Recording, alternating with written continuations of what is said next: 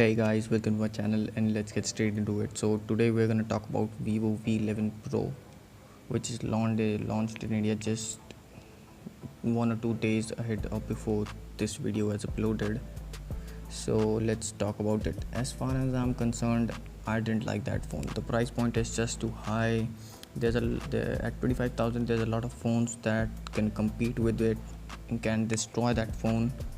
And an example of that is that Xiaomi phone they have recently launched, that Pocophone F1, which is good. That Honor Play phone is pretty good too. As you can see, at the camera, you can see V11 Pro is far more better than the Honor Play. But if you see performance, the V11 Pro is just not up to the Honor Play. But I must give props to Vivo for making such a good phone, which is good at the in-hand feel of the total phone. The phone feels pretty premium, pretty nice. It has a good grip to the phone. The back looks pretty good, the front looks pretty good. That water drop notch is famishing, but obviously it was first used by Oppo F9 Pro, so I'm not gonna say a whole lot about that thing. So let's talk about the specs of the V11 Pro. The V11 Pro has a 16.41-inch Super AMOLED display, which is pretty good if you consider Super AMOLED is pretty nice, and it has a pixel density of 402 ppi, which is quite up to the par. And Vivo's display is pretty nice and bright too.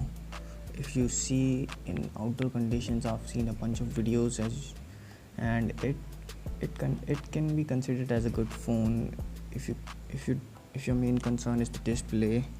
But considering you have both the Poco phone, the Honor Play, the Zenfone 5Z, which is almost 5,000 more, you can consider that phone too. If you want to spend 25, you can put 5,000 more and just buy the Zenfone 5Z, which is far more superior than the Vivo V11 Pro.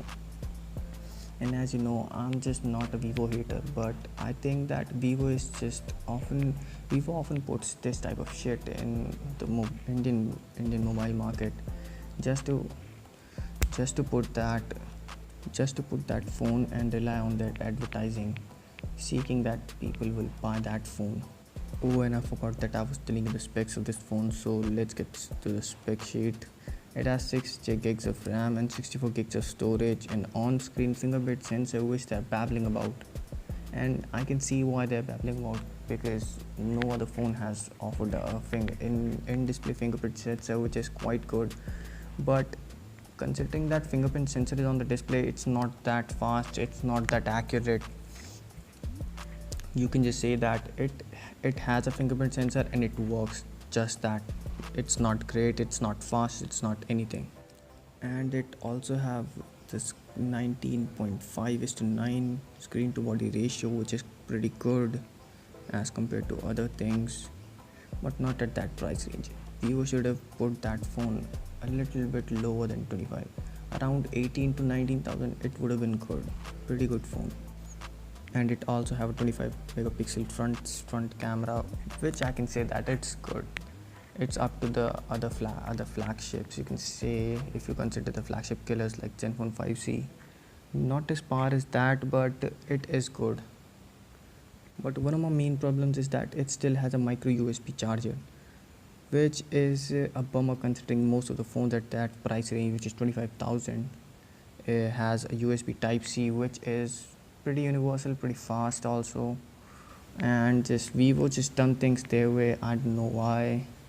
At 25,000, you could at least give them USB Type-C, which is, I mean, it's good, it's universal, it's used everywhere, and there is all that there is. I've shown you.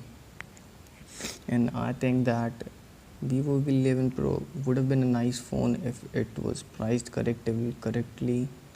And I think that at 25,000 you can get much more than a fancy phone, because yeah, people will buy that phone just to look cool, and there is no other thing than that.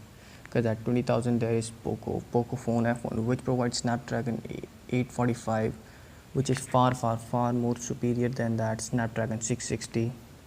and that Honor Play 2, which has that Kirin processor. I don't know the name of the processor exactly, but it is far more superior than Snapdragon 660. So let's end this video, and if you want to share your thoughts with me, you can say that in the comment box.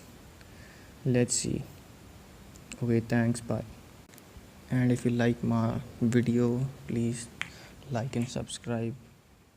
I'm just new here.